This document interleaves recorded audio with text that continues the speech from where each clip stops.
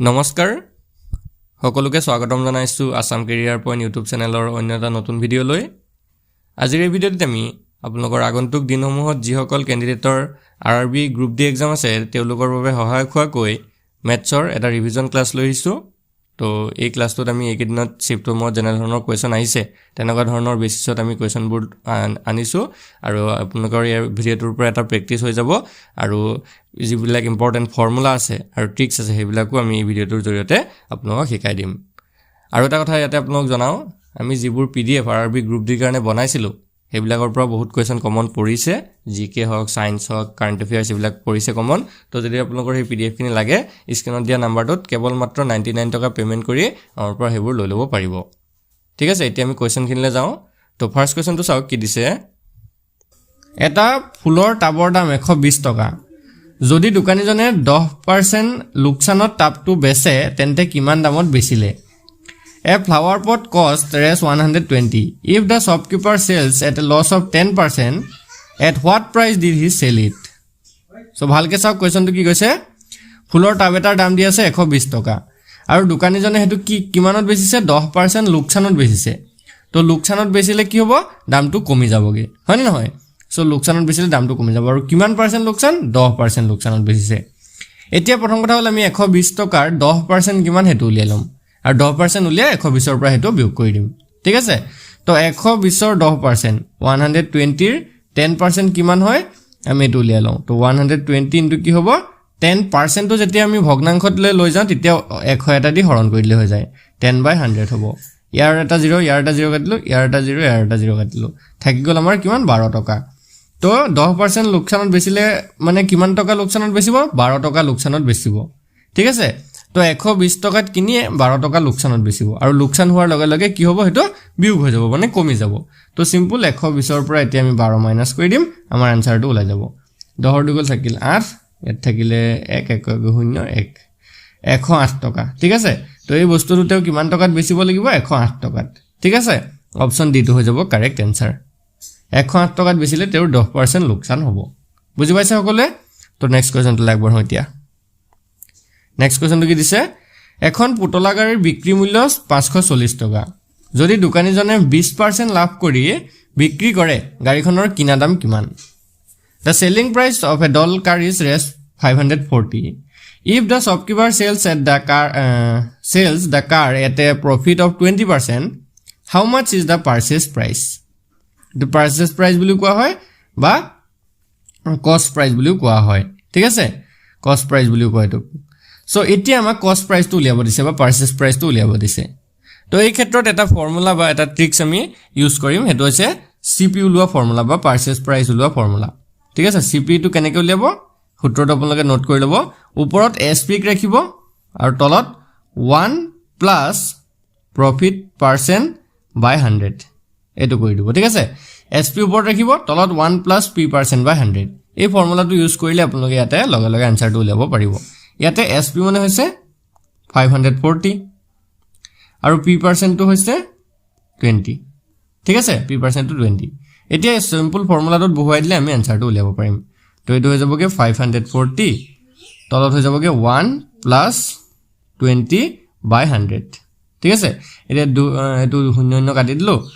তাৰ পিছতে 10 যদি 2 খৰণ কৰো এটো হৈ যাবগে 540/1 প্লাস 0.2 হলনে আৰু এটো যদি আমি কৰো এডোখন মুছি দিছো চাব নোট কৰি লব আপোনালোকে সূত্ৰটো ফৰ্মুলাটো এতিয়া যদি আমি এটো কৰো 540/1.2 আৰু 1.2 যদি এতিয়া হৰণ কৰো 1.2 এ 540 তেতিয়া এটো 450 টাইম যাব ঠিক আছে হৰণটো আপোনালোকে কৰি চাব মুঠত এতিয়া যেটো আমাৰ ফাইনাল আনসাৰ হেতু হ'বগে 450 তো অপচন ইয়াতে ডি2 হৈ যাব আমাৰ কাৰেক্ট আনসাৰ ঠিক আছে তেও হেই পুতলাটো কিমান দামত কিনিছিলে 450 টকাত আৰু তাৰ পিছত 20% যেতিয়া লাভ কৰি বেচিলে তেতিয়া তেও বেচিলেগে হেতু 540 টকাত ঠিক আছে এই ফৰ্মুলাটো ইউজ কৰি পিনে আমি সিপি বা পাৰচেজ প্ৰাইস বা কস্ট প্ৰাইস যেটো আছে এটো উলিয়াব পাৰো ঠিক আছে এতিয়া নেক্সট কোৱেশ্যনটো চাও নেক্সট কোৱেশ্যনটো কি দিছে চাওক ABC সমকোণী সমদ্বিবাহু ত্ৰিভুজৰ এংগল C টো 90 ডিগ্ৰী আৰু AC সমান 6 সেন্টিমিটাৰ হলে AB কিমান হ'ব ABC is an right angle isosceles triangle with angle C is equal 90 degree AC is equal 6 cm and AB is equal question mark. তো প্ৰথমতে আমি এটা সমকোণী সমদ্বিবাহু ত্ৰিভুজ আঁকি কোৱেশ্চনটো সলভ কৰিবলৈ চেষ্টা কৰিম কাৰণ এনেকুৱা ধৰণৰ কোৱেশ্চনবিলাকত যেতিয়া ফিগাৰটো আঁকি ল'ব কোৱেশ্চনটো লগে লগে সলভ কৰি যাব পাৰিব তো এটা সমদ্বিবাহু হ'ব লাগিব দুটা বাহু সমান হ'ব লাগিব তো আৰু এটা সমকোণো থাকিব তাত তো এইডাল আৰু এইডাল বাহু ধৰক সমানকৈ আঁকিছো আমি ঠিক আছে আৰু এই এংগল সি টো হৈছে 90 ডিগ্ৰী তাৰ পিছতে এইটো হৈছে এবি ধৰক ঠিক আছে এতিয়া ইয়াত দুটা বাহু সমান মানে এই এসি আৰু বিসি বাহু দুডাল সমান হয় ঠিক আছে আৰু এংগল সি টো 90 ডিগ্ৰী আমাক দি দিছে এতিয়া এসি এর ভ্যালুটো আমাক দি দিছে 6 cm চাওক এসি টো কিমান 6 cm তেতিয়া বিসি টো কিমান হ'ব 6 cm হ'ব বুজি পাইছা নে কাৰণ দুটা বাহু সমান সমদ্বিবাহু বুলি কৈয়ে দিছে আমাক এইটো চাওক সমদ্বিবাহু ত্ৰিভুজ সো এসি ইয়াত পালো 6 cm আৰু বিসি পালো আমি 6 cm ঠিক আছে এটা আমাক উলিয়াব দিছে এবি এর ভ্যালুটো মানে জিডাল কৰ্ণ আছে সৰি কৰ্ণ বলে জিডাল অতিভুজ আছে সেই অতিভুজ ডালৰ আমাৰ জোখটো উলিয়াব দিছে তো আমি এটা কথা সদায় জানো যে যিবিলাক সমকোণী ত্ৰিভুজ আছে মনত ৰাখিব যিবিলাক সমকোণী ত্ৰিভুজ থাকে তাতে আমি পাইথাগোৰাছৰ সূত্ৰটো এপ্লাই কৰিব পাৰো আৰু এই কোৱেশ্চনটোত পাইথাগোৰাছৰ সূত্ৰটো লগাই আমি এনসাৰটো উলিয়াব পাৰিম বেলেগ কোনো পদ্ধতি ইয়াত নাই আৰু পাইথাগোৰাছৰ সূত্ৰটোৱে কি কয় আমাক সমকোণী ত্ৰিভুজ এটাৰ ক্ষেত্ৰত যিডাল অতিভুজ থাকে মানে ইয়াতে যিডাল এবি আছে সেই অতিভুজ ডালৰ স্কয়াৰ কৰিলে মানে বৰ্গ কৰিলে বাকি দুডাল বাহুৰ বৰ্গৰ যোগফলৰ সমান হয় মানে AC square plus AB square সমান হ'ব সৰি এবি নহয় এটো BC AC square plus BC square সমান হ'ব ঠিক আছে AB square equal AC square plus BC square এইটোৱে হৈছে পাইথাগোৰাছৰ সূত্ৰ এতিয়া ইয়াত যদি আমি চাওঁ এটো 6 স্কয়াৰ এটো 6 স্কয়াৰ এটা 6 গুণ কিমান হ'ব এটো 36 এটো 36 36 36 হ'বগে 6 12 2 কৰিলে 3 6 কে 72 তো এবি স্কয়াৰ ইকুৱেল কিমান পালো আমি 72 তো এবি ইকুৱেল কি হ'ব √72 √72 মানে কি হ'ব 6√2 মানে 6√2 হ'ব আমাৰ কাৰেক্ট আনসাৰ তো অপচন এ টো হ'ব ইয়াতে শুদ্ধ উত্তৰ বুজি পাইছে অপচন এ টো হৈ গ'ল শুদ্ধ উত্তৰ এনে ধৰণে আমি সমকোণী ত্ৰিভুজৰ কোৱেশ্চনবোৰ সলভ কৰিব পাৰো সকলো যদি বুজি পাইছে কমেন্টত আপোনালোকে ইয়েস এটা লিখি জনাই দিবচোন তেতিয়া গম পাম যে সকলোৱে বুজি পাইছে ঠিক আছে সো এতিয়া আমি আগবাঢ়িম নেক্সট কোৱেশ্চনটোলে নেক্সট কোৱেশ্চনটো কি দিছে চাওক এটা 20 মিটাৰ কুৱাৰ গভীৰতা 20 মিটাৰ আৰু ব্যাস 7 মিটাৰ তাৰ পৰা খান্দি উলিওৱা মাটিৰ আয়তন ঘন মিটাৰত কিমান হ'ব এ 20 metre well is 20 meter deep and 7 meter in diameter what is the volume in cubic meter of soil excavated from it তো কুয়া এটা দিছে কুয়াটোৰ গভীৰতা মানে দটো দিছে আমাৰ 20 মিটাৰ আৰু যেটো ব্যাস এটো হৈছে 7 মিটাৰ তাৰ পৰা খান্দি উলোৱা মাটিৰ আয়তনটো উলিয়াব দিছে এতিয়া কুৱাৰ আয়তন কেনেকৈ উলিয়া আহে তো কুৱাটো এটা কিহৰ হয় সিলিন্ড্ৰিকেল বস্তু হ'ব বা আমাৰ সুঙা সদৃশ বস্তু হ'ব হয় নহয় তো সেই সুঙাৰ যেটো আয়তন সেই আয়তন উলোৱা যেটো ফৰ্মুলা হেতু আমি জানিব লাগিব প্ৰথমতে তো সুঙাৰ আয়তন উলিওৱা ফৰ্মুলাটো মই প্ৰথমতে আপোনাক লিখি দিছো হেতু হৈছে পাই তাৰ পিছতে r স্কয়াৰ h এইটো হৈছে ফৰ্মুলা সুঙাৰ যেটো আয়তন ঠিক আছে সুঙা সিলিন্ড্ৰিকেল যিবিলাক বস্তু থাকে এইবিলাকৰ আয়তন উলোৱা ফৰ্মুলাটো হৈছে পাই r স্কয়াৰ h এতিয়া পাইৰ ভ্যালুটো আমি সকলোৱে জানো 22 ভাগৰ 7 থাকে হয় না নহয় আৰু কবাত 3.14 বহুৱাব লগা হয় হেতু আমাক কোৱেশ্চনটোতে মেনশন কৰি দিয়া থাকিব বাকি ইয়াত r মানে হৈছে যেটো ব্যাসাৰ্ধ দিয়া থাকিব ইয়াত কিন্তু আমাক ব্যাসহে দি হৈছে তো ব্যাসৰ পৰা আমি ব্যাসাৰ্ধ উলিয়াব পাৰো কাৰণ ব্যাসৰ আধা হৈছে ব্যাসাৰ্ধ হয় নহয় এটো যদি 7 হয় 7ৰ আধা মানে 3.5 হ'ব এটো ঠিক আছে এটো আৰু উলিয়ালাম তাৰ পিছত h মানে হৈছে যেটো গভীৰতা বা যেটো উচ্চতা মাৰ দিয়া থাকিব সো এটো ইয়াতে h টো আমাৰ দি হৈছে 20 মিটাৰ সো সূত্ৰটোত আমি এপ্লাই কৰিলে আনসাৰ কিটা ওলাই যাব গুটেকিটাটো পাই থৈছো খালি ইয়াত ব্যাস দিয়া আছিল ব্যাসৰ বদলি আমি ব্যাসাৰ্ধ লম আৰু হেতু আধা হ'ব ঠিক আছে তো ইয়াত যদি আমি বহুৱা দিও 22/7 ইনটু r স্কয়াৰ আছে r মানে 3.5 তো 3.5 ৰ স্কয়াৰ কৰি দিম বা আমি দুবাৰো লিখি দিব পাৰো একেটা কথা 3.5 ইনটু 3.5 ইনটু h মানে আছিল 20 হল এতিয়া একিটা কটাকটি কৰি দিলে আমাৰ আনসাৰ ওলাই যাব হাতে যদি 25 কাটো এটো যাব 0.5 তাৰ পিছতে এতিয়া 22 আৰু 0.5 পূৰণ কৰিলে 11 ইনটু 3.5 ইনটু 20 এটো একিটা যদি এতিয়া পূৰণ কৰো আমি তো আমাৰ ফাইনাল আনসাৰটো ওলাই যায় আৰু একিটা গুটেকিটা পূৰণ কৰিলে 770 ওলাব আপোনাক কৰি চাবচোন 770 এতিয়া কিহত উলিয়াব দিছে ঘন মিটাৰত মানে মিটাৰ কিউব হল 770 মিটাৰ কিউব হ'ব আমাৰ কাৰেক্ট আনসাৰ বুজি পালে অপচন এ টো হৈ যাব ইয়াতে শুদ্ধ উত্তৰ ঠিক আছে এনে ধৰণে আমি কিন্তু চুঙা সদৃশ যিমানবিলাক বস্তু আছে তাৰ যেটো আয়তন উলিয়াব পাৰো ঠিক আছে কাৰণ এটো এটা খুবই ইম্পৰ্টেন্ট টপিক হয় আপোনালোকৰ কাৰণে খুবই ইম্পৰ্টেন্ট কাৰণ যেটো পৃষ্ঠকালি আৰু আয়তন আছে এটোৰ পৰা দুটা বা তিনটা প্ৰশ্ন সিওৰ আহিবই আৰু এনে ধৰণৰ প্ৰশ্নবিলাকে আহিব ঠিক আছে এতিয়া আগবঢ়ো নেক্সট কোৱেশ্চনটোলে নেক্সট কোৱেশ্চনটো কি দিছে চাওক পাঁচটা ক্ৰমিক সংখ্যাৰ সমষ্টি 60 হলে মধ্যৱৰ্তী সংখ্যাটো নিৰ্ণয় কৰা if the sum of 5 consecutive numbers is 60 determine the middle number এতিয়া পাঁচটা ক্ৰমিক সংখ্যা কেনে ধৰণৰ থাকিব ধৰক প্ৰথমটো যদি 1 হয় তাৰ পিছত 2 তাৰপা 3 তাৰপা 4 তাৰপা 5 এনেকুৱা ধৰণৰ প্ৰথমটো যদি আমি ধৰিছো 8 তাৰ পিছত হ'ব 9 তাৰ পিছত 10 তাৰপা 11 তাৰ পিছত 12 এনেকুৱা ধৰণৰ পাঁচটা সংখ্যা মানে যোগফলটো আমাৰ দিয়া আছে 60 তেতিয়া হলে সেই মাজৰ সংখ্যাটো কি ইয়াতো মাজৰ সংখ্যাটো 10 হ'ব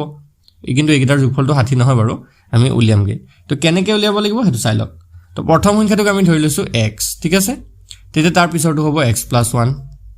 তাৰ পিছৰটো হ'ব x + 2 তাৰ পিছৰটো x + 3 তাৰ পিছৰটো x + 4 হলনে পাঁচটা এটা দুটা তিনটা চাৰিটা পাঁচটা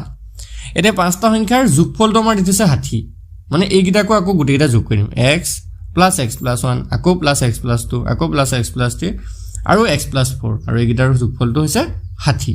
এতিয়া আমি ইয়াৰ পৰা x ৰ ভ্যালু উলিয়াম এটা দুটা তিনটা চাৰিটা পাঁচটা x আছে তো এটো হৈ যাব 5x এফালে 1 1 2 3 3 6 6 6 10 এটো হৈ গলগে 10 সমান 60 হল এটা 5x + 10 = 60 10 টো ইফালে যোৱাৰ লগে লগে হৈ যাবগে বিয়োগ তো 5x = 60 ৰ পৰা 10 গলে 50 হলনে 50 তো x ৰ ভ্যালুটো ওলাবগে 50/5 হলনে 50/5 পাছে যদি 50 কাটো হলগে 10 তো x ৰ ভ্যালুটো কিমান পালো আমি 10 পালো মানে x আছিল প্ৰথম সংখ্যাটো ঠিক আছে এটা x ৰ ভ্যালুটো আমি কিমান পালো 10 তেতিয়া মাজৰ সংখ্যাটো কি আছিল x + 2 হয় না নহয় মাজৰ সংখ্যাটো হ'ব x + 2 তেতিয়া হেতু যাব 10 + 2 আৰু 10 + 2 কৰিলে তো কিমান হ'ব 12 তো আমাৰ মাজৰ সংখ্যাটো ওলাই গল কিমান 12 অপচন C টো হৈ যাব ইয়াতে কাৰেক্ট আনসাৰ C টো এটো ওপৰত গুছি গল খেলিমেলি হল সো আমাৰ 12 টো হৈ যাব ইয়াতে কাৰেক্ট আনসাৰ সকলো বুজি পাইছে ঠিক আছে তো এজন ব্যক্তিয়ে প্ৰতি ডজনত ৰেস পি কিছুমান বস্তু কিনি প্ৰতি বস্তুৰ বাবে ৰেস p/8 ত বিক্ৰী কৰে তো তেওঁৰ লাভৰ শতাংশ কিমান হ'ব কি কৈছে ভালকে কোৱেশ্চনটো বুজক যে ব্যক্তি এজনে প্ৰতি ডজনত কিমান টকাকে কিনে p টকাত কিনে হয়নে আৰু সেই বস্তুৰ প্ৰতিটো কিমান টকাত বেচে p/8 টকাত বিক্ৰী কৰে তো তেওঁৰ লাভৰ শতাংশটো কিমান হ'ব সুধিছে তো আমাক কি দিয়া আছে সেই বস্তুটো আমি একবাৰ চাও আমি যদি চাও 1 ডজন মই দি বুলি লিখিছো 1 ডজন বস্তু তেও কিমান টকাত কিনে p টকাত কিনে হয় না নহয় 1 ডজন বস্তু কিনে p টকাত আৰু 1 ডজন বস্তু তেও বিক্ৰী কৰে কিমান 1 ডজন বস্তু তেও বিক্ৰী কৰে কিমান টকাত বিক্ৰী কৰে হেতু হ'ব p/8 * 12 ঠিক আছে এতিয়া p/8 * আমি 12 কেলে কৰিছো কাৰণ 1 ডজনত 12টা থাকে আৰু তেও কৈছে যে প্ৰতিটো বস্তু p/8 টকাত বিক্ৰী কৰে তো হেকাৰণে p/8 * 12 কৰি দিছো এতিয়া যদি আমি কাটাকাটি কৰো 4 যদি আঠকাটো দুবাৰ যায় আৰু 12 যদি কাটো তিনিবাৰ যায় তো এটো কিমান হ'ব 3p/2 ঠিক আছে তো এটা বস্তুৰ 1 ডজন বস্তু বিক্ৰী মূল্যটো হৈ যাবগে 3p/2 টকা ঠিক আছে এতিয়া আমি যদি চাও লাভ কিমান হয় এটাকে লাভটো হ'ব 3p/2 - p ঠিক আছে 3p/2 - p আৰু এটুক যদি আমি ক্যালকুলেশন কৰো 2 আহিব 3p - 2p 3p - 2p কৰিলে কিমান হ'ব p/2 তো লাভটো কিমান হ'ব প্ৰতিটো বস্তুৰ লাভটো হ'ব p/2 এটাকে আমাক উলিয়াব দিছে লাভৰ শতাংশ তো লাভৰ শতাংশটো যদি আমি উলিয়াবলৈ যাও লাভৰ পাৰ্সেন্টেজ ঠিক আছে লাভ পাৰ্সেন্টেজ যদি উলিয়াবলৈ যাও কি হ'ব p/2 * 1/p * 100% ঠিক আছে এটো হ'ব আমাৰ লাভৰ শতাংশ এতিয়া আমি যদি এটো ক্যালকুলেশন কৰো 2 যদি আমি 1 কাটি দিও 50 যাব আৰু এটো p কাটা গল থাকিলে আমাৰ 50% তো লাভৰ পাৰ্সেন্টটো হলগে আমাৰ 50% বুজি পাইছে কোৱেশ্চনটো বুজি পাইছে অপচন C টো হৈ যাব কাৰেক্ট আনসাৰ এটো হৈছে আমাৰ কোৱেশ্চনটো কৰাৰ ট্ৰিক্সটো ঠিক আছে এতিয়া আমি নেক্সট কোৱেশ্চনটোলৈ যাও নেক্সট কোৱেশ্চনটো চাওক এজন ব্যক্তিয়ে 891 টকাত এখন কিতাপ বিক্ৰী কৰি নিজৰ খৰচৰ 1/10 অংশ লাভ কৰিলে মানে 891 টকাত বিক্ৰী কৰাৰ পিছত তেওঁৰ যেটো কিনা দাম আছিল মানে কিনা দামৰ 1/10 অংশ লাভ কৰিলে তো কিতাপখনৰ ক্ৰয় মূল্য কিমান হ'ব মানে কিনা দাম কিমান হ'ব কৈছে এতিয়া আমাক কি দিয়া আছে যে কিতাপখন তেওঁ কিমান টকাত 891 টকাত বিক্ৰী কৰাৰ পিছত যেটো কিনা দাম আছিল তাৰ 1/10 অংশ লাভ কৰিলে তো কিতাপখনৰ ক্ৰয় মূল্য কিমান হ'ব তো আমি ধৰি লৈছো যে ধৰু কিনা দামটো কিমান ধৰি লৈছো কিনা দাম x টকা ঠিক আছে কিনা দামটো কিমান x টকা এটাকে বিক্ৰী মূল্যটো কিমান হ'ব আৰু লাভটো কিনা দাম x টকা এটাকে লাভটো কি হ'ব x/10 ঠিক আছে লাভটো হ'ব x/10 টকা কাৰণ 1/10 অংশ বুলি কৈছিলে সো লাভটো হ'ল 1/10 টকা এটাকে যেটো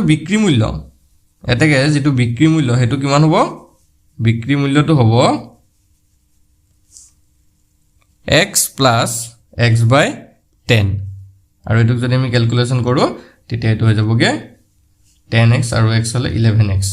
বিক্ৰী মূল্যটো হ'ব 11x/10 এতিয়া 11x/10 মানে আমাৰ কিমান দিত হৈছে 891 ঠিক আছে 11x/10 মানে কিমান আমাৰ দিত হৈছে 891 তো এটু যদি আমি সলভ কৰি দিও আমাৰ আনসাৰটো ওলাই যায় তো এটু কিমান হ'ব x কি হ'ব 891 into 10/11 এতিয়া 11 যদি আমি 891 কাটি দিও তেতিয়া যাব এটু 81 তো 81 আৰু 10 পূৰণ কৰিলে কিমান হ'ব 81 আৰু 10 যদি পূৰণ কৰি দিও তো হৈ যাব 810 তো আমাৰ যেটো x ৰ ভ্যালুটো ওলালেগে 810 মানে আমাৰ যেটো কিতাপখনৰ কিনা মূল্য বা ক্ৰয় মূল্য হেতু ওলালে 810 টকা তো ইয়াৰো অপচন সি টো হ'ব কাৰেক্ট आंसर বুজি পাইছে এনে ধৰণে আমি কোৱেশ্চনটো সলভ কৰিব পাৰিম তো নেক্সট কোৱেশ্চনটো আমি আগবাঢ়িব পাৰো নেক্সট কোৱেশ্চনটো চাওক এজন লোকে 2470 টকাত 26 কেজি চাউল ক্ৰয় কৰিছিল তাৰ 10 কেজি প্ৰতি কেজিত 110 টকাত বিক্ৰী কৰিছিল 70 টকা লাভ কৰিবলৈ তেও বাকি থকা চাউলখিনি কিমান দামত বিক্ৰী কৰিব লাগিব কি কৈছে চাওক এজন লোকে 2470 টকাত 26 কেজি চাউল কিনিছিলে তাৰে তেও 10 কেজি বেচিছিলে 110 টকা কিলো মানে 110 টকা প্ৰতি কিলোত আৰু এতিয়া কৈছে যে 70 টকা যদি লাভ থাকে তেও টোটাল যদি 70 টকা লাভ কৰিব লগা হয় তেতিয়া বাকি থকা চাউলখিনি কিমান দামত বিক্ৰী কৰিব লাগিব তেও টোটাল কিমান কিনিছিলে চাউল 2470 টকা হয় নহয় আৰু তেও লাভ কৰিব কিমান খুজিছে 70 টকা লাভ কৰিব খুজিছে তো ইয়াৰ পৰা আমি এটা কোৱেশ্চনটো সলভ কৰিব লাগিব ঠিক আছে তো তেও 26 কেজি চাউল 26 কেজি কিমান টকাত কিনিছিলে 2470 টকাত কিনিছিলে হয় নে নহয় এতিয়া 26 কেজি চাউলত তেও লাভ কিমান কৰিব খুজিছে লাভ কৰিব খুজিছে 70 টকা তো লাভ কৰিব যদি 70 টকা খুজে তেতিয়া তেও যেটো বিক্ৰী মূল্য হ'ব লাগিব সেই বিক্ৰী মূল্যটো টোটাল হ'ব লাগিব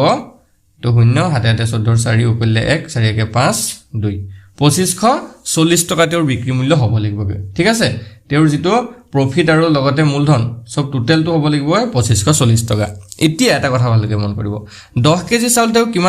কিমান টকাত বিক্ৰী কৰিছে 110 টকা কেজিকে বিক্ৰী কৰিছে তো 10 কেজি ইনটু 110 ঠিক আছে 10 কেজিকে 110 যদি বিক্ৰী কৰে তেও 1100 টকা পালে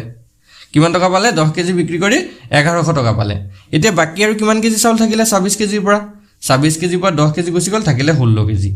এতিয়া 16 কেজি চাউল তেও কিমান টকাত বিক্ৰী কৰিব লাগিব তো এটো 2500 ৰ পৰা 1100 মাইনাস কৰিম 2540 মানে 2500 ৰ পৰা নহয় 2540 ৰ পৰা 1100 যদি মাইনাস কৰি দিও 0 4 5 ৰ পৰা গল থাকিল 4 1 1440 টকাত 1440 টকাত তেও 16 কেজি চাউল বিক্ৰী কৰিব লাগিব তো এতিয়া আমি 1 কেজি চাউলৰ দামটো উলিয়াব পাৰিম 1 কেজি চাউলৰ দামটো হ'ব 1440/16 আৰু এটো যদি আমি কাটাকাটি কৰি দিও তেতিয়া কিমান ওলাব তেতিয়া ওলাই যাব এটো 90 ঠিক আছে এটো যদি আপোনালোকে হৰণ কৰি চাই 1440 ক 16 ৰে তেতিয়া ওলাই যাব 90 তো তেও এই বাকি 16 কেজি চাউল কিমান টকাত বিক্ৰী কৰিব লাগিব 90 টকা কেজিকে বিক্ৰী কৰিব লাগিব তো অপচন এটো হৈ যাব কাৰেক্ট आंसर প্ৰতি কেজিত 90 টকা কই বুজি পাইছে কোৱেশ্চনটো ভালকে এবাৰ চালক যে 26 কেজি প্ৰথম 26 কেজি তেও 2470 টকাত কিনিছিলে আৰু তেও গুটেই চাউল কিনিত লাভ কিমান টকা লাগে 70 টকা লাভ লাগে তো তেও 2540 টকা টোটাল বিক্ৰী কৰিব লাগিব এতিয়া 10 কেজি তেও 110 টকাকে বিক্ৰী কৰিছিলে যাৰ কাৰণে তেও 1100 টকা পালে হয় নহয় এতিয়া বাকি তেও যেটো টকা এমাউন্ট হেতু থাকি গল 1440 টকা পাব লাগিব তেতিয়াহে 70 টকা লাভ হ'ব তো 1440 টকা কো কিমান কেজি চাউল বিক্ৰী কৰিব লাগিব 16 কেজি চাউল বিক্ৰী কৰিব লাগিব তো 16 কেজি চাউল যদি 1440 টকা হয় 1 কেজি চাউলৰ দাম হ'ব 90 টকা বুজি পাইছে চাগে নেক্সট কুৱেশ্যনটোলৈ চাওক নেক্সট কি কৈছে এজন মানুহে 20,000 টকাত এটা ঘোঁৰা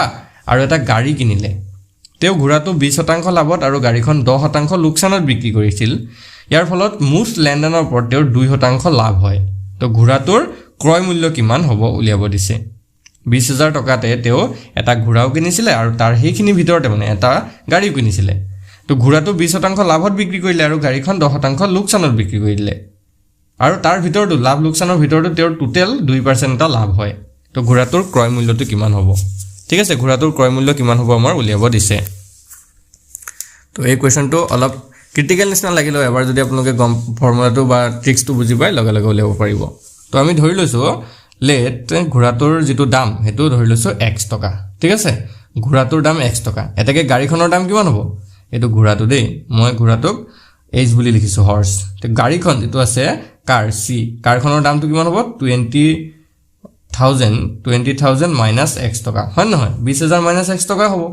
কাৰণ ঘোঁৰা আৰু গাড়ী দুইটা মিলাইহে 20 টকা হয়গে 20,000 হয়গে তো এতিয়া আমাৰ যদি চাওঁ যেটো ইয়াত কৈ থৈছে যে টোটেল কিমান হয়গে লাভ লোকচানৰ টোটেল 2% লাভ হয়গে মানে কি ঘোঁৰাটোত যদি আমি 20% লাভ লগাও তেতিয়া কি হ'ব এটো x * 120/100 চাওক ঘোঁৰাটোৰ ওপৰত কি 20% লাভ লগাইছো কাৰণে 120 হ'ল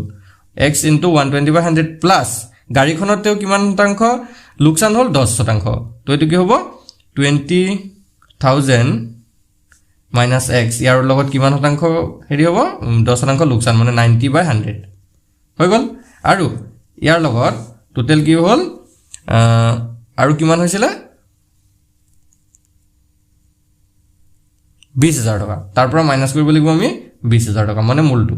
20,000 যদি আমি মাইনাস কৰো তেতিয়া আমি কিমান পাওঁগে 2% লাভ হয় 20,000 ৰ 2% লাভ 20,000 ৰ 2% লাভ মানে 2/100 এতিয়া আমি এটো ক্যালকুলেশন কৰিব লাগিব ঠিক আছে আৰু এটো যদি আমি ক্যালকুলেশন কৰো ওপৰত মই কৰি দিছো চাওক অলপ দীঘলীয়া ক্যালকুলেশন হ'ব এটো যদি 0 0 কাটিলো আমি যদি 6 2 ৰে যদি কাটিটো 6 যাব আৰু ইয়াত 5 হ'ব মানে ওপৰত থাকিব 6x/2 সৰি 6x/5 তাৰ পিছতে প্লাস হল ইয়াতে যদি আমি চাও 0 এটা কাটিলো 9 into 20,000 minus x by কিমান থাকিব 10 তাৰ পিছতে minus কিমান থাকিব 20,000 থাকিব আৰু ইফালে দুটা 0 যদি কাটি দিও ইয়াত থাকিব 200 পূৰণ 2 মানে 400 হল এইখন হলগে আমাৰ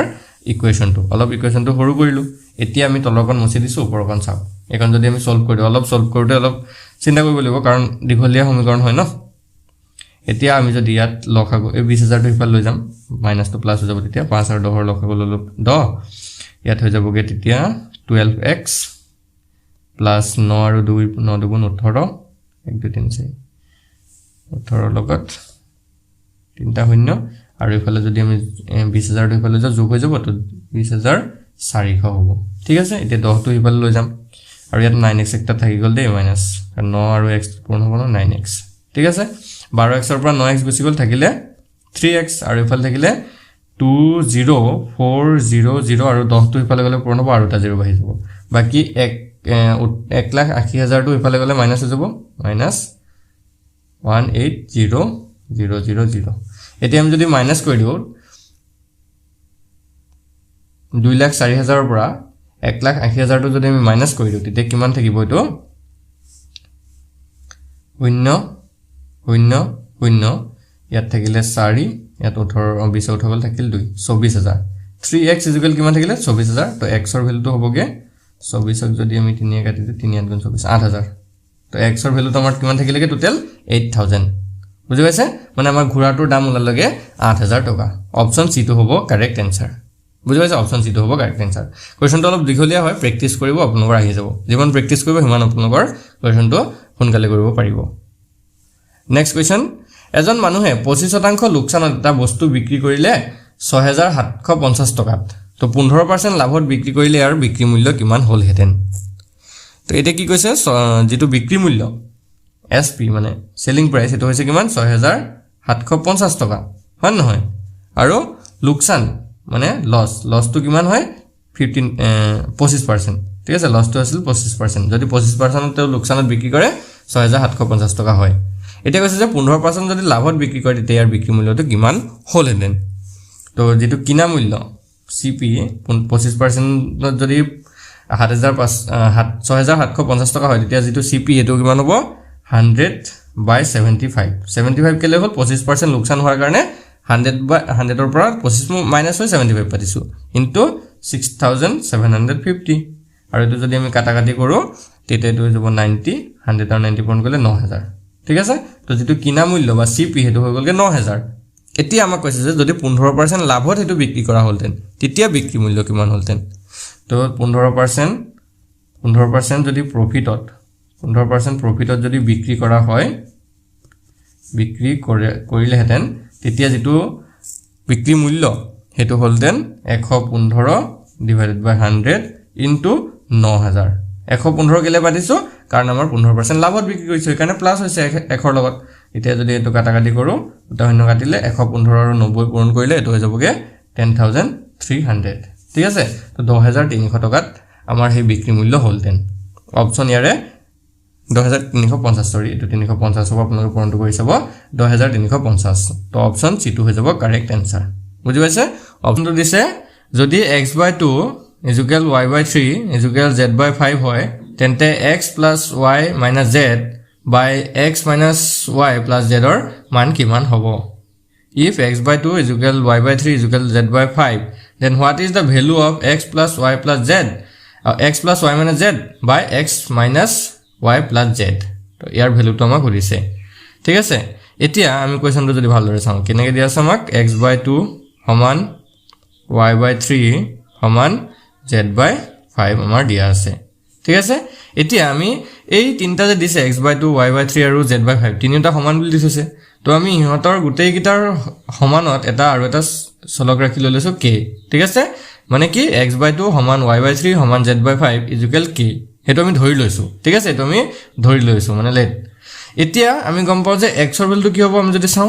x ৰ ভ্যালুটো কি হ'বগে এটো যদি আমি চাবলৈ যাও 2k হ'ব চাক ভালকে 2 আৰু 1 এটো পূৰণ হৈ গলে 2k হ'ব মানে যদি বুজা নাই মই আকৌ এটা ভালকে বুজা দিছো চাওক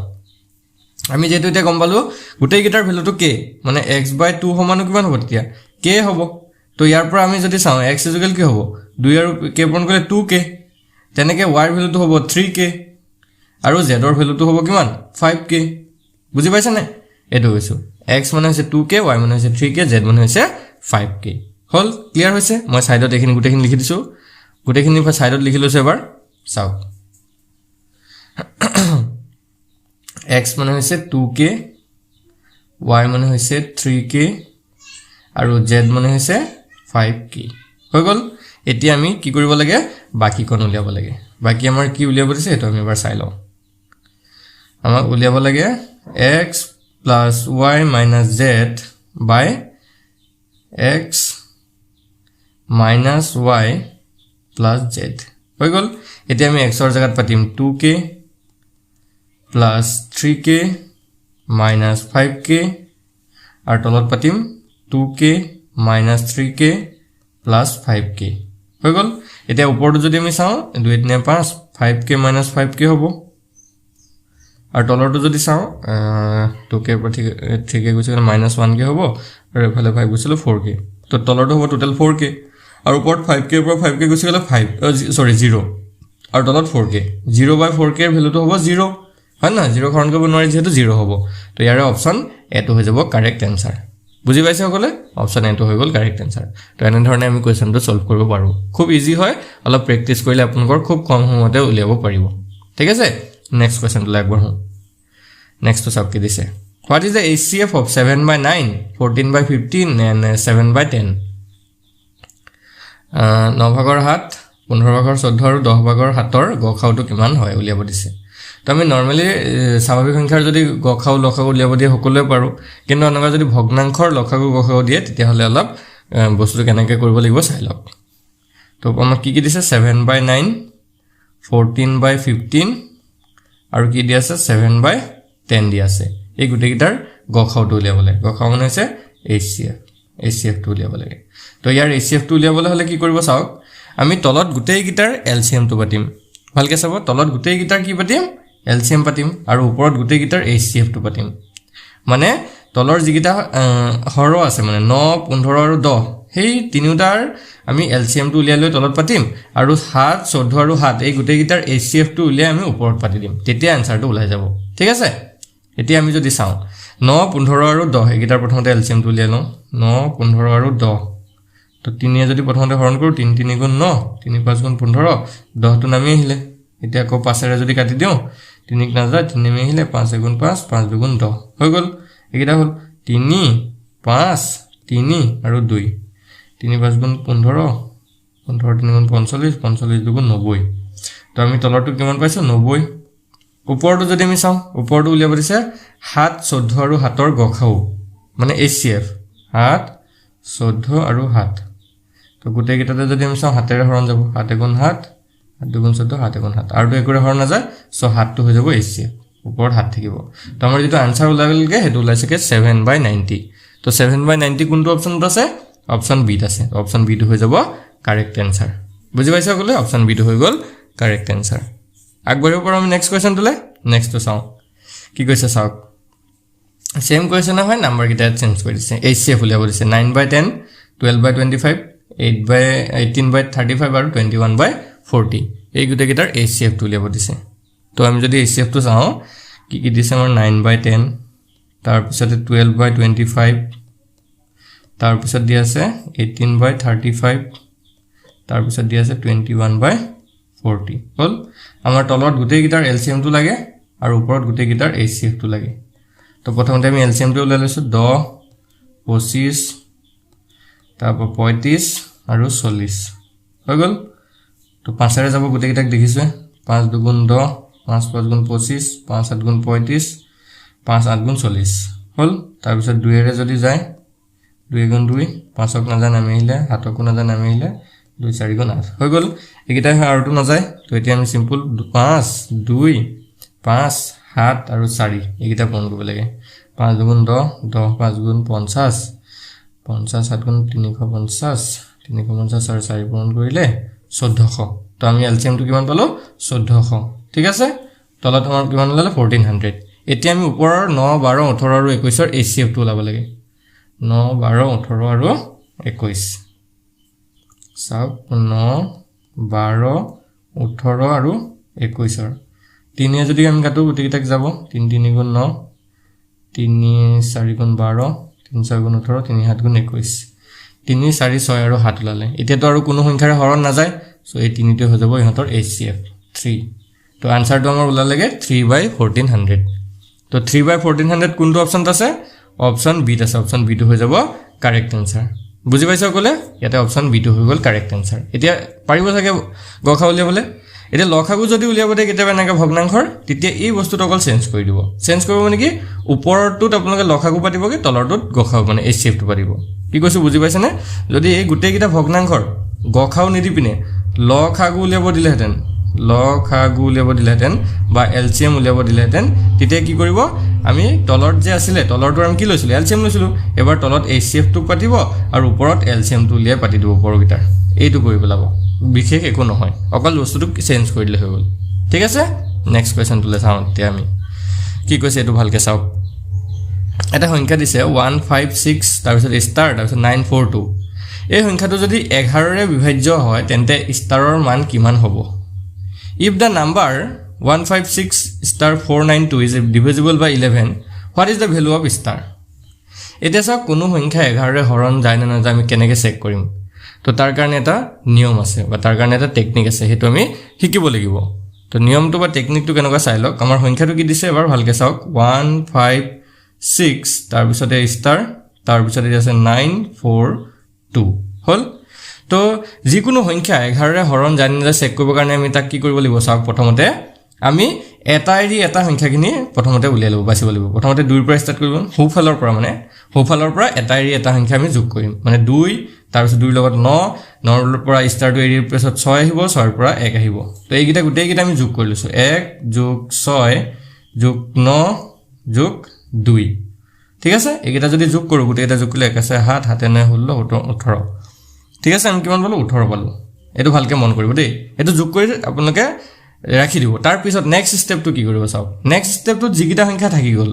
সৰি যিকেইটা অংক থাকি গ'ল ইয়াত 4 থাকিলে তাৰপিছত ষ্টাৰ মাৰ্কটো থাকিলে তাৰপিছত 5টো থাকিলে 4 তাৰপিছত ষ্টাৰ মাৰ্কটো মই এনেকৈ লিখি দিছোঁ বাৰু প্লাছ 5 তো এইটো যদি যোগ কৰোঁ 4 + 9 যোগ কিবা এটা হ'ব আৰু এইটো কিবা এটা লাগে আমাক সেইটোৱে লাগে কি কিবা এটা মানে ষ্টাৰ মাৰ্কটো ঠাইত কি আহিব সেইটো আমি ইয়াৰ পৰা গম পাম এতিয়া চাব দেই এই এটা পালো আমি 18 আৰু এটা পাইছোঁ 9 এই সংখ্যা দুটাৰ মাজৰ গেপটো বা ডিফাৰেন্সটো কিমান হ'ব লাগে চাব এই সংখ্যা দুটাৰ মাজৰ ডিফাৰেন্সটো হয়তো 0 হ'ব লাগে নহলে আমাৰ 11 হ'ব লাগিব নহলে 22 হ'ব লাগিব নহলে 33 হ'ব লাগিব নহলে 44 মানে 11 ৰ গুণিতকবোৰ হ'ব লাগিব আৰু নহলে 0 হ'ব পাৰে তো এতিয়া 18 ৰ পৰা 18 ৰ লগত আমি কি বিয়োগ কৰিলে 0 পামগে মানে 18 ৰ লগত 9 বিয়োগ কৰিলে 0 পাম হয় নহয় চাওক 18 ৰ পৰা 9 বিয়োগ কৰিলে আমি কি পাম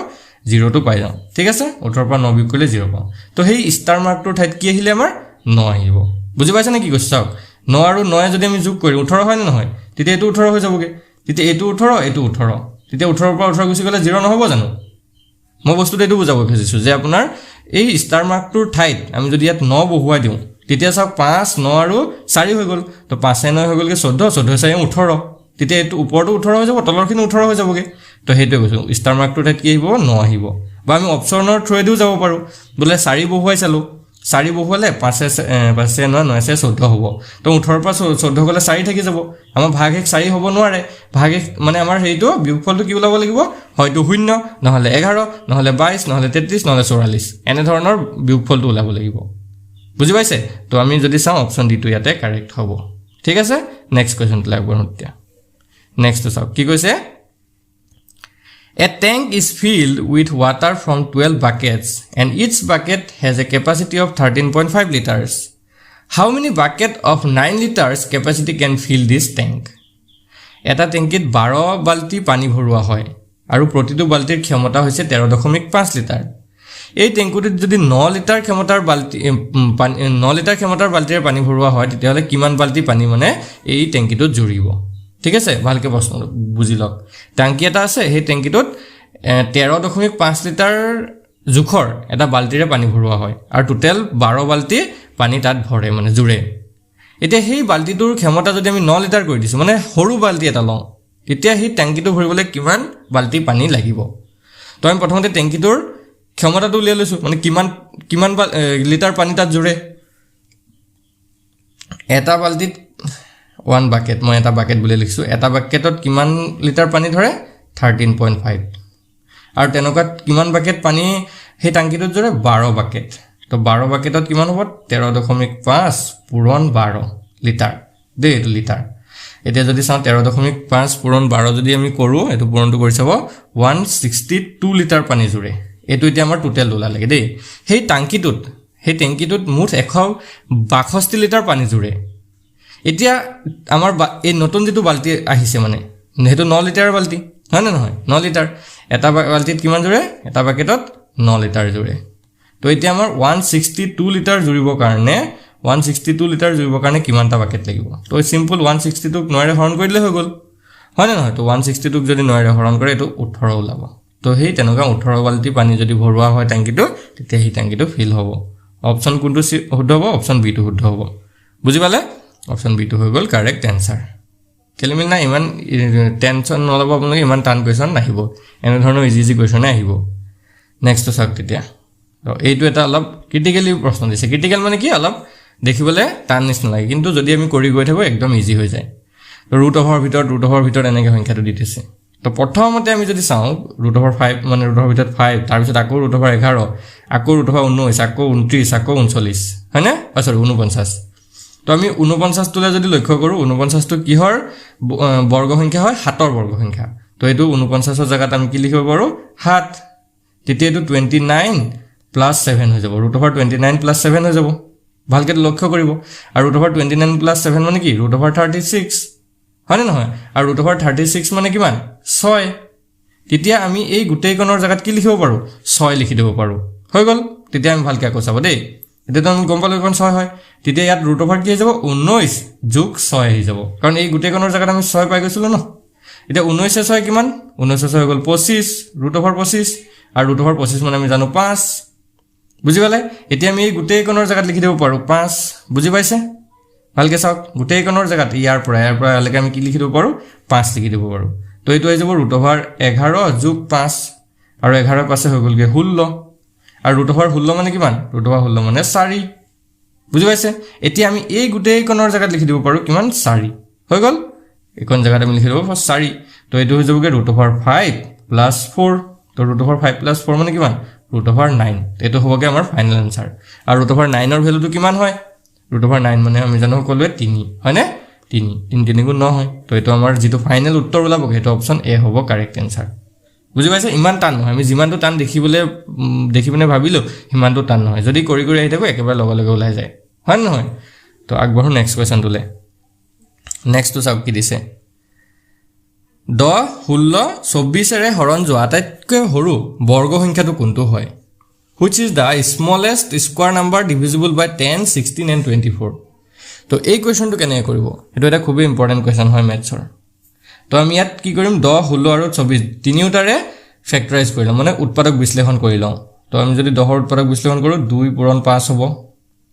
16 ৰ যদি উৎপাদক বিশ্লেষণ কৰো 2 পূৰণ 2 পূৰণ 2 পূৰণ 2 হ'ব আৰু 24 ৰ যদি উৎপাদক বিশ্লেষণ কৰো আমি 2 পূৰণ 2 পূৰণ 2 পূৰণ 3 হ'ব 2 4 4 8 8 24 হৈছে এতিয়া আমাক কৈছে আটাইতকৈ সৰু বৰ্গ সংখ্যাটো কি হ'ব যেটো 10 16 আৰু 24 তিনিওটাৰে হৰণ যায় এতিয়া এই যে উৎপাদকগিতা চালো আমি উৎপাদকগিতাত কি উৎপাদক আছে ভালকে চাও আমি যদি চাও 2 আছে 3 আছে আৰু 5 আছে 2 3 আৰু 5 তো সিম্পল এতিয়া আমি 2 3 আৰু 5 এই গিতাক বৰ্গ সংখ্যাত আমি লৈ গলে হৈ যাব মানে কি চাওক 2 কেটা আছে হাইয়েস্ট 2 কেটা আছে তো চাওক তো হাইয়েস্ট 2 16 আছে 4টা তো আমি প্ৰথমতে 2 4টা লিখিলো 2 পূৰণ 2 পূৰণ 2 পূৰণ 2 ঠিক আছে এতিয়া আৰু 2 এৰ দৰকাৰ নাই 2 সব খতম হৈ গল কাৰণ 2 জোড়া হিচাপে আমি বনাব লাগে মানে 2 জোড়া এটা বনি গল ইয়াতো এটা জোড়া বনি গল হৈ গল মানে পেয়াৰ্স বনি গল এতিয়া যদি আমি চাও 3 এটা আছে আৰু কি আছে 5 এটা আছে এতিয়া ইয়াতে ভালদৰে লক্ষ্য কৰক 3 ৰ জোড়া মানে পেয়াৰ্স হোৱা নাই আৰু 5 ৰো পেয়াৰ এটা হোৱা নাই মানে জোড় হোৱা নাই তো সেই কাৰণে ইয়াত আৰু এটা 3 পূৰণ কৰি দিম আৰু এটা 5 পূৰণ কৰি দিম তেতিয়া এটো 3 ৰ জোড়া হৈ গল আৰু এটো 5 ৰো জোড়া হৈ গল তো গুটেই সংখ্যা কিটাতে আছে সব গুটেই সংখ্যাৰ এটা জোড় হিচাপে বনি গৈছে 2 এটো জোড় এটা 2 3 ৰো এটা জোড় বনি গল আৰু 4 ৰো এটা 5 ৰো এটা জোড় বনি গল এতিয়া গুটেই কিটা সংখ্যা পূৰণ কৰি দিয়ক আমাৰ আনসাৰটো ওলাই যাব গুটেই কিটা পূৰণ কৰি দিয়ক তো 2 গুণ 4 4 গুণ 8 গুণ 16 হল 3 16 আৰু এনেকে যদি আমি গুটেই কিটা পূৰণ কৰি চাও এটো 3600 ওলাই ঠিক আছে পূৰণটো মই কৰি থৈছিল আগতে তো আপোনালোক কৰি চাব 3600 ওলাব ঠিক আছে অপচন ইয়াতে আমাৰ ডি টো হৈ যাব কাৰেক্ট আনসাৰ বুজি পালে সকলোৱে তো এনে ধৰণে আমি জোড় বনাই পিনে আমি ইহঁতৰ বৰ্গ সংখ্যাটো উলিয়াব পাৰিম ঠিক আছে মানে এই 3600 যেটো এতিয়া সংখ্যা ওলালে সেই সংখ্যাটোক 10 এৰেও হৰণ যায় 16 এৰেও হৰণ যায় আৰু 24 এৰেও হৰণ যায় আৰু আটাইতকৈ সৰু হয় ডাঙৰ যদি চাব যাও বহুত সংখ্যা এভেইলেবল সংখ্যা ওলাব কিন্তু আটাইতকৈ সৰুটো হৈছে 3600 ঠিক আছে নেক্সট কোৱেশ্চনটো লাগবৰ আমি কি কৈছে চাওক population of a place decreases from 50000 to 48000 what is the percent decrease of the population এখন ঠাইৰ জনসংখ্যা 50000 পৰা 48000 লৈ হ্ৰাস পায় তে জনসংখ্যাৰ শতাংশৰ হ্ৰাস কিমান হ'ল তো 50000 ৰ পৰা কিমান হ'ল ভালকে চাওক 50000 ৰ পৰা কিমান হ'ল 48000 হয় নহয় কিমান কমি গল তো আমি যদি চাও 2000 টা কমি গল 2000 জনসংখ্যা কি হৈ গলগে কমি গল এতিয়া আমাক উলিয়াব গৈছে শতাংশ হিচাপে কিমান হ্ৰাস হৈছে বা কিমান কমিলে তো শতাংশৰ হ্ৰাসটো উলিয়াবৰ কাৰণে ওপৰত কিমান কমিলে হেতু ৰাখিব তলত যেটো আগৰ জনসংখ্যা আছিল হেতু ৰাখি দিয়ক মানে 50000 টো তলত ৰাখি দিয়ক ইনটু 100% এ পূৰণ কৰি দিয়ক 100% এ ঠিক আছে এতিয়া আমি কাটাকাটি কৰো 1 ৰ পৰা 2 শূন্য কাটিলো 50000 2 শূন্য কাটিলো ওপৰৰ পৰা আকৌ 2 শূন্য কাটিলো ইয়াৰ 2 শূন্য কাটিলো থাকি গল ওপৰত 20 ওপৰত 20 তলত 5 তো 5 এ আমি যদি 20 কাটো 4 বাৰ যাব তো এটো আমাৰ ওলাই গল অকল 4% কিমান পাৰ্সেন্ট কমিলে 4% অপচন এটো হৈ যাব কাৰেক্ট আনসাৰ